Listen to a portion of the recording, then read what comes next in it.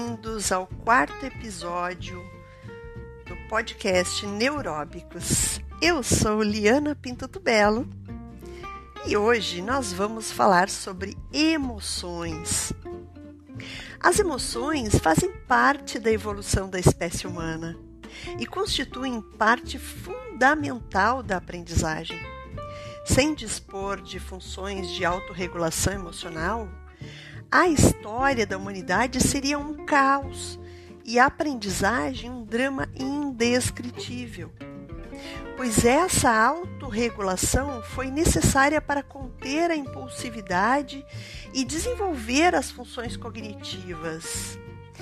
Esse trecho com o qual eu começo esse podcast é inspirado na última publicação de Carvalho e colegas sobre neurociência e a emoção, dentro de uma perspectiva neuropsicológica e da neuroanatomia dessa função essencial à vida humana. Charles Darwin foi um grande apreciador desse fenômeno. Ele escreveu em uma das grandes obras dele, que ele dedicou à expressão das emoções do homem e dos animais, deixou para nós um legado de estudo sobre a biologia do comportamento. Darwin propôs que existem padrões comportamentais hereditários que unem membros de uma mesma espécie e de um mesmo gênero. Ou seja, nós passamos para os nossos descendentes uma gama muito grande de memória de fisionomias, de expressões emocionais, que hoje as neurociências conseguem corroborar, nos trazem a certeza de que cada um de nós e nosso comportamento constrói alicerce para as próximas gerações. Quanto aos sentimentos, dentro de uma cadeia hierárquica do comportamento humano, ela está como a terceira etapa a se constituir, envolvendo cognição, geralmente inconsciente. Mas como tudo isso aconteceu então, né? Como tudo se gera? Emoção, etimologicamente, significa mover para fora. Vem do latim ex movere. Como referi no podcast sobre neuroplasticidade, se você ainda não escutou, escute, porque o que eu estou fazendo são episódios, então eles vêm numa cadeia meio que amarrado um no outro dentro do conhecimento de neuroanatomia e neuropsicologia. Então, as emoções são respostas bioquímicas que ocorrem nas regiões subcorticais do nosso cérebro. Cérebro e encéfalo são quase a mesma coisa. Você vai encontrar em algumas literaturas como encéfalo e outras como cérebro. E alteram o estado físico do nosso corpo. Então, essas reações bioquímicas causam alterações em todo o estado físico do nosso corpo, do nosso soma. Elas atuam como um sinalizador interno de que algo importante está acontecendo. Também é um eficiente mecanismo de sinalização coletiva, já que reconhecendo as emoções uns dos outros, é por meio delas que comunicamos situações e decidimos o que é relevante para o grupo em que nós nos encontramos. Então, retornando aos estudos de Darwin sobre as expressões emocionais, ele determinou que algumas emoções são básicas ou primárias, que são invariáveis nas diferentes culturas humanas.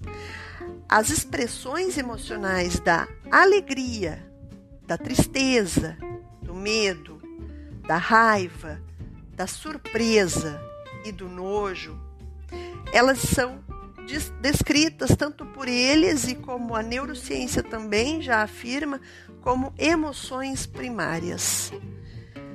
E Stanislas Dehaene, um grande neurocientista atual da nossa modernidade, ele é francês, inicialmente um especialista em matemática, mas que ficou muito conhecido, ele se tornou uma referência mundial acerca dos estudos que ele organizou e que também fez em conexão com diferentes laboratórios neurocientíficos do mundo acerca dos neurônios da leitura, e é também o título do livro que ele publicou sobre essa especificidade da leitura. Mas dentro do livro, assim como dentro dos estudos que ele já publicou em revistas científicas, ele acaba por confirmar essa teoria de Darwin, revelando as áreas cerebrais responsáveis pela compreensão das imagens fisionômicas. Ele refere um mapeamento que o rosto, que o nosso cérebro realiza acerca das fisionomias, dos rostos, e que contempla aí uma memória de contexto ancestral, ou seja, recebemos essa memória impressa em nossos genes, nos dando capacidade de reconhecer as emoções básicas num contexto de sobrevivência, percebendo e distinguindo dos quais são bons, né? Que emoções são boas e que emoções são ruins. Isso acontece principalmente devido à interação do bebê com sua mãe e com seus pais e parentes no início da vida extrauterina, numa troca de reações sensoriais e químicas que Henri Vallon chamou de diálogo tônico, e hoje podemos fazer essa relação com essa região do cérebro que seria de uma memória instintiva. Vai sendo despertada ao longo do convívio relacional com outros seres humanos. Aí Dehaene nos traz, dentro da arquitetura do cérebro humano, duas caixinhas de imagens que refiro e que está dentro dos estudos referentes a essa descoberta, né, dessas caixas, que seriam regiões específicas. Essa área do cérebro tão estudada por Dehaene se concentra na região occipitotemporal ventral. Então, se você colocar as suas mãos um pouquinho acima da orelha, das suas duas orelhas, ficaria como que dentro da palma da sua mão. Se você colocar as mãos acima da sua orelha, tocando nos seus temporais, ficaria um pouquinho acima, dentro da palma da sua mão, a região occipitotemporo-ventral. Essa área, ela, no início da primeira infância, tem uma função de reconhecer rostos, objetos e cenários do ambiente. E que ao imergir no universo letrado, sendo apresentada aos códigos da escrita e da leitura, a caixa de imagens do lado esquerdo do cérebro, ela vai se tornar uma caixa de letras, ou seja, ela vai ser reciclada, ela vai se reorganizar para compreender o código escrito. Mas isso eu vou me aprofundar no podcast sobre neurônios da leitura, sobre a aprendizagem da leitura que vai vir, né, nos próximos episódios. Assim como o decorrer do desenvolvimento da criança e seu processo maturacional, que inclui a mielinização dos centros corticais responsáveis pela emoção, pelas emoções e funções cognitivas.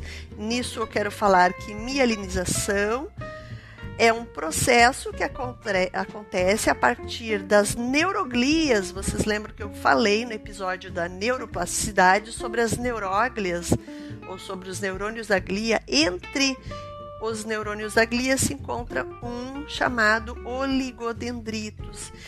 Ele é o responsável por encapar ou por colocar bainha de mielina nos nossos axônios, que fica ao longo do neurônio motor e neurônios sensitivos principais, né? Neurônios do nosso centro nervoso. Então, aos poucos, com nossa maturação e desenvolvimento, os nossos neurônios vão ficando mais mielinizados. E com isso, a criança vai aprendendo a interpretar as sensações, as impressões visuais, principal via sensorial para o reconhecimento das expressões emocionais e sua leitura no comportamento social.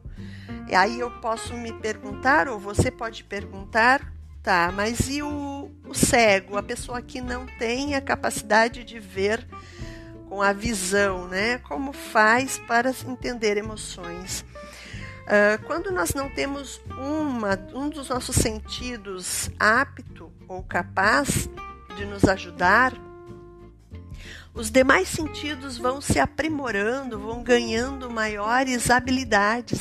Então, se esse cego ele é um cego de nascença, ele não teve a oportunidade de ter memória visual, ele vai desenvolver tanto pelo tato, quanto pelo cheiro e também pela audição, uma capacidade de ler as diferentes emoções pela entonação da voz da pessoa também. Ele vai conseguir, pela entonação e pela vibração, saber se a pessoa está nervosa, se está alegre, se está com raiva, se está com medo. Então, os demais sentidos vão se ajudar nesse processo de identificação das memórias de emoções, se elas são ruins ou são boas. Mas é dessa forma, né, através dessas composições sensoriais, que fisiologicamente falando, as emoções vão vir de uma resposta periférica, que podem ser percebidas por um observador externo e que irá apresentar aí um aumento do estado de alerta, um desassossego, a dilatação da pupila, a sudorese, ou seja, o suor excessivo, o lacrimejamento, a alteração da expressão facial, entre outras manifestações possíveis de se perceber. Internamente, o sujeito da emoção pode perceber o coração acelerado, um frio no estômago, um nó na garganta e as nossas pernas bambas. Tudo isso dependerá de que tipo de experiência esse corpo se prepara, né? A emoção de uma paixão, muitas vezes, ou seja, de estar apaixonado, muitas vezes pode se confundir com a emoção do medo, a emoção de luta ou fuga. É a adrenalina aí num nível alterado, o cortisol, preparando o corpo para uma ação ativa ou defensiva. Por isso, a resposta fisiológica ou as respostas fisiológicas, elas são acompanhadas por sentimentos. E esses constituem as vias semânticas que irão ajudar a compreender os fenômenos decorrentes da emoção. A tomada de consciência da emoção requer componentes racionais advindos do pré-córtex, das funções mentais superiores e executivas.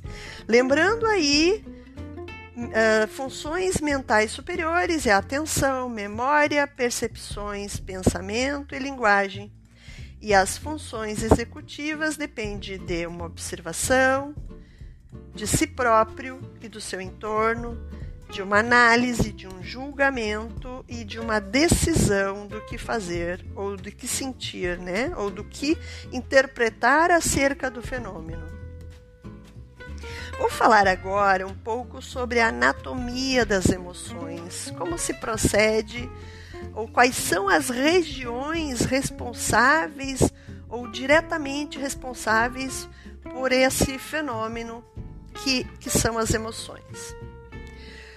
As emoções básicas, como eu já falei, ou seja, as primárias, são alegria, tristeza, medo, nojo, raiva, surpresa. E por que elas são primárias? Porque através do imaginamento computadorizado já conseguiu se distinguir áreas específicas que são ativadas durante a expressão desse sentimento, dessas emoções, realmente. Se originam, então, na rede de circuitos neurais dentro do sistema límbico, na amígdala, no cíngulo, no giro do cíngulo, e são seus gatilhos principais dentro dessas regiões. Elas são inatas e não dependem de fatores sociais e culturais, ou seja, são inerentes a todas as pessoas. Mesmo que algumas, como por exemplo as pessoas que possuem o transtorno do espectro autista, mesmo que elas não consigam ainda interpretar o que estão sentindo, essa é uma composição consciente, né, que depende do pré-córtex. Mesmo que elas não consigam ainda interpretar, elas sentem alegria, tristeza, medo, nojo, raiva e surpresa. Já as emoções secundárias, que são elas a culpa, a vergonha e o orgulho, são aprendidas, ou seja, são aprendidas no contexto social e cultural. Dependemos de outros seres humanos para aprender essas emoções, né? Aprender sobre elas.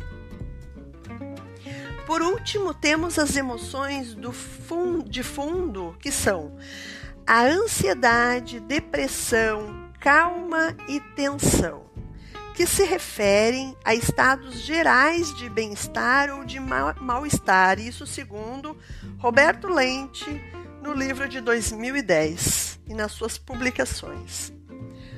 Os circuitos neurais também são chamados, esses específicos às emoções, são chamados de circuitos de Papez, em homenagem a James Papez, que também foi um grande cientista que começou a estudar os processos emocionais e motivacionais, de memória e de aprendizado também.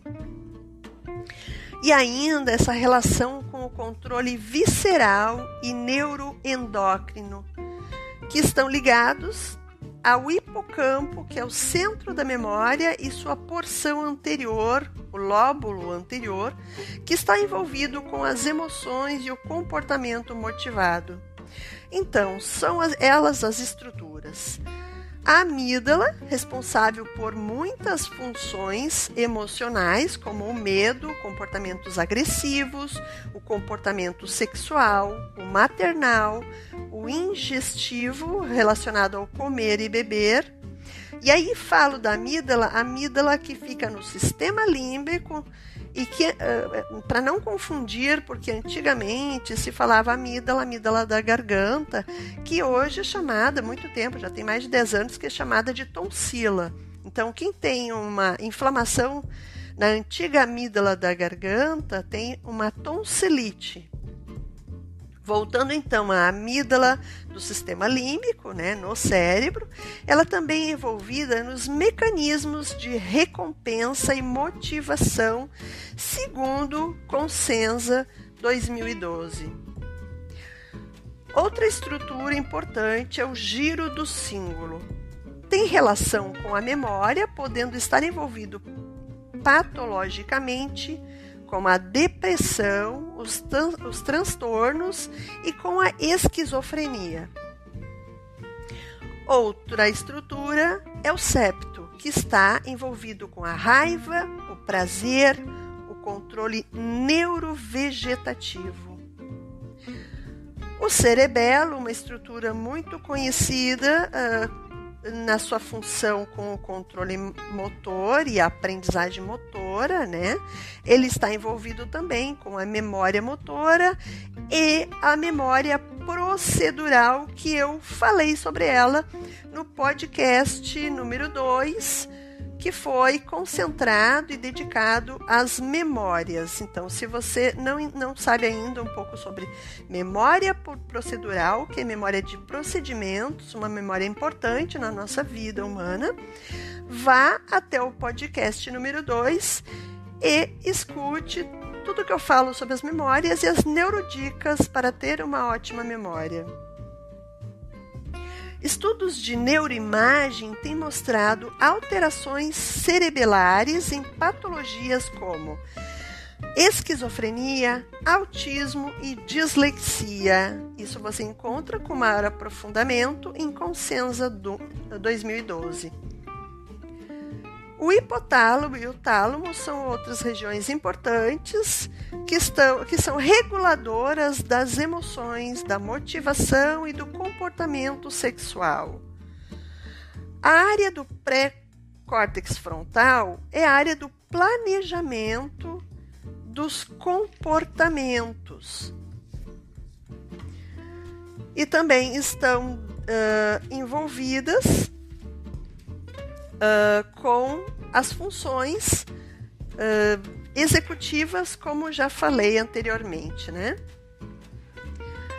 As neurociências têm mostrado a íntima relação entre processos cognitivos e emocionais.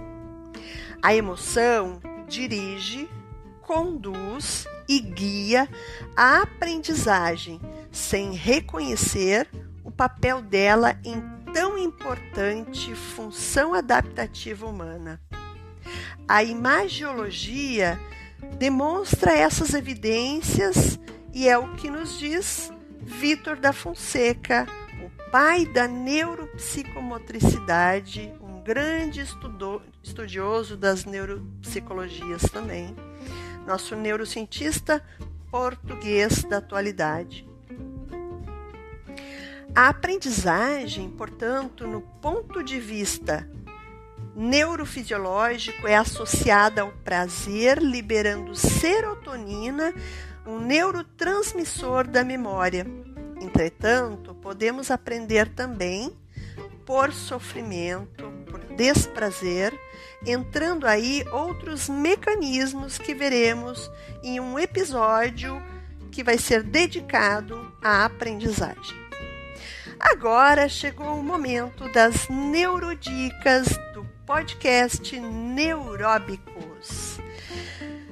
A primeira neurodica é: respire com consciência. No momento em que você sentir-se descontrolado emocionalmente, respire profundamente, caminhe um pouco, respire, tentando entrar em contato consigo mesmo. Sorria. Este é nossa segunda neurodica. Vocês já devem ter visto, inclusive em filmes, pessoas muito irritadas e de repente elas vão para frente do espelho e fazem uma cena, respirando e sorrindo para si mesmo no espelho e dizendo: chega, vou mudar agora, eu vou ficar calma e vou voltar para o salão para resolver o que aconteceu, o que é da cena.